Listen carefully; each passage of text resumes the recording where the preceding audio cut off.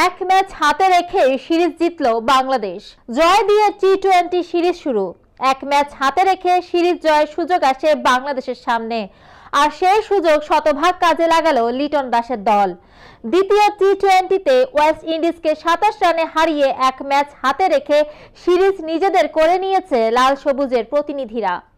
বুধবার 18 December Saint ভিনসেন্টে toss জিতে টাইগারদের ব্যাটিংয়ে পাঠান ক্যারিবিয়ান অধিনায়ক রফম্যান পাওয়েল।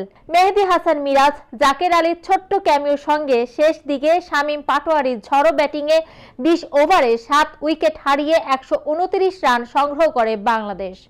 মিরাজ 25 বলে 26 ও জাকের 20 বলে 21 রান করেন। এছাড়া 17 বলে 35 রানে অপরাজিত থাকেন শামীম। ওয়েস্ট ইন্ডিজের পক্ষে গুরাকেশ মোতেই নেন 2টি উইকেট। 130 রানের টার্গেটে ব্যাট করতে নেমে দলীয় 19 রানের মধ্যে জোড়া উইকেট হারায় ওয়েস্ট ইন্ডিজ। ব্রাউন কিং বলে 8 ও রানের খাতা খোলার আগেই সাজঘরে ফিরে যান আন্দ্রে ফ্লেচার। দুইজনকেই আউট করেন তাসকিন।